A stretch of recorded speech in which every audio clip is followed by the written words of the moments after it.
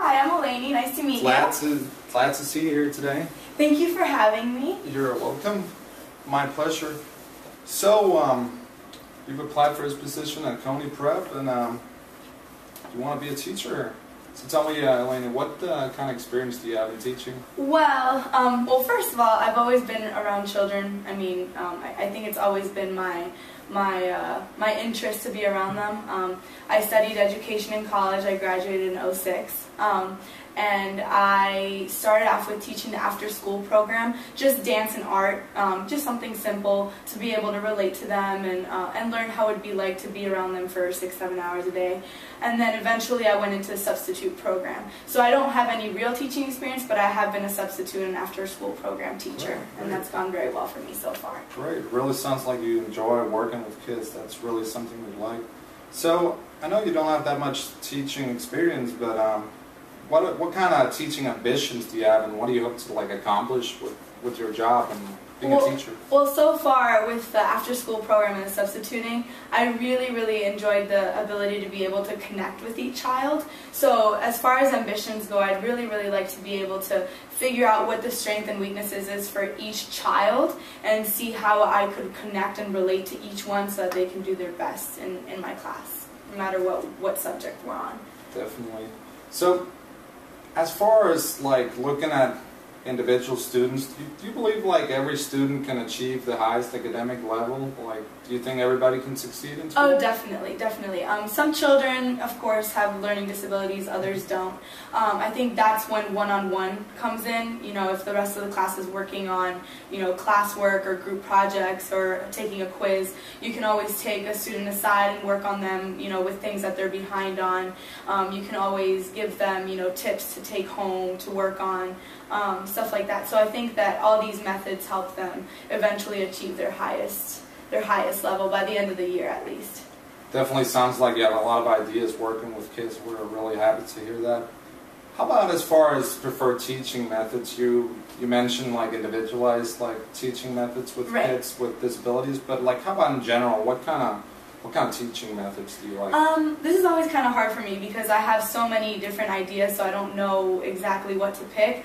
But I do like working a lot with PowerPoints just because children tend to be distracted. They always need something to do. I feel like PowerPoints, when you put, incorporate pictures, when you incorporate, the moving slides and color, a lot of color, all of that contributes to grabbing their attention and them being able to retain their information better.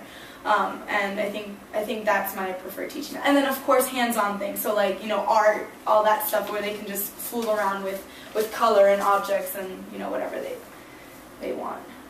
Really sounds like you have a lot of ideas. Really interesting to hear.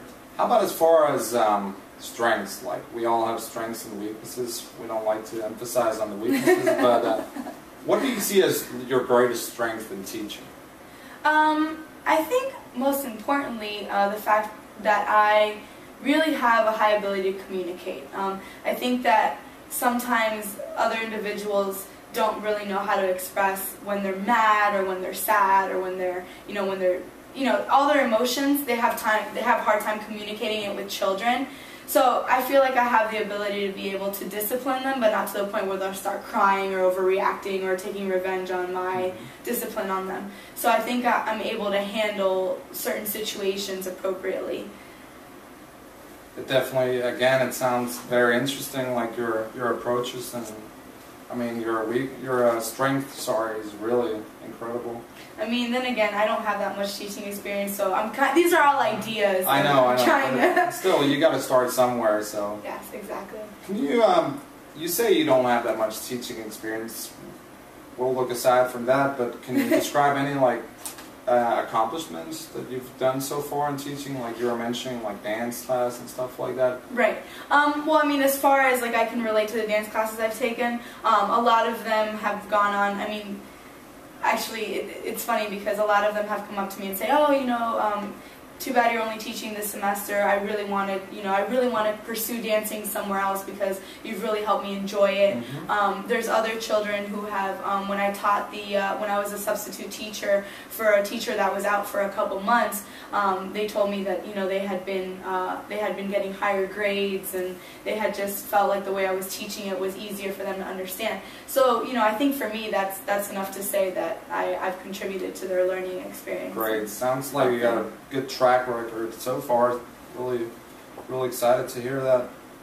As far as being a team player, we're very tight here in Coney Prep, and we have a very strong bond of teachers. How do you see yourself fit in? Like, what kind of team player do you see yourself as here?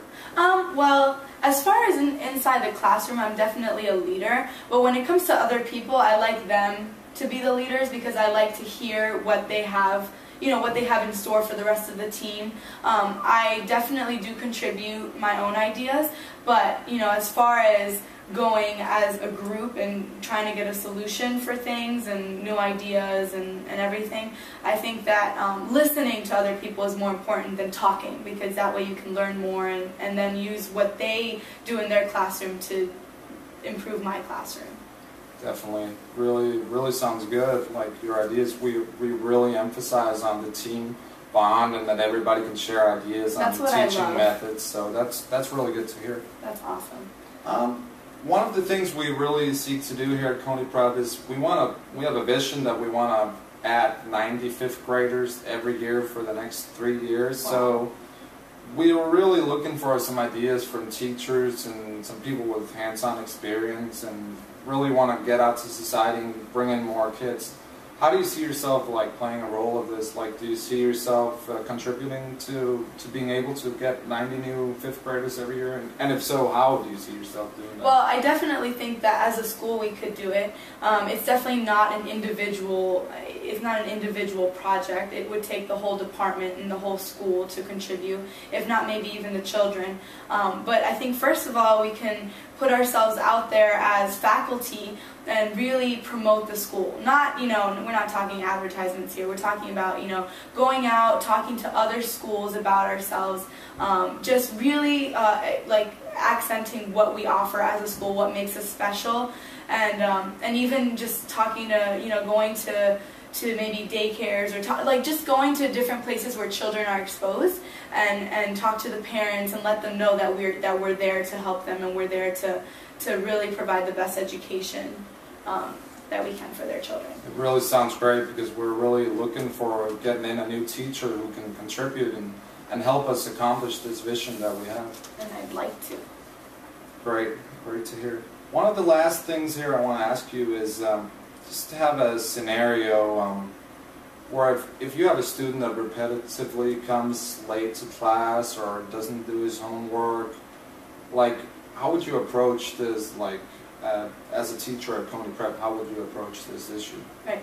Well, like any other person, no one likes to be the bad guy. So I always hate those situations, but obviously as a teacher we'll always be confronted with them. I think first of all I'd find out, if there's any issues at home. Because, if you talk to them one-on-one, or if you give them an appointment with a counselor, they'll be able to better identify with that person and tell us if there's something going on at home. If there is, then we'll go on from that and find a solution. If there isn't, then maybe just break down, kind of like special treatment, just break down all the all the rules and kind of make it easier for him, and see if that we can meet halfway to be able to adapt to one another and get him to improve, and then get us to adapt to him as well. Yeah, exactly. So you kind of want to get in there and get to the core of the problem. Exactly. And figure out. Great. So we're just about up here. Do you have any questions for me or for the school? As far as positions, are you guys offering positions for any grade or any subject, or how does this work?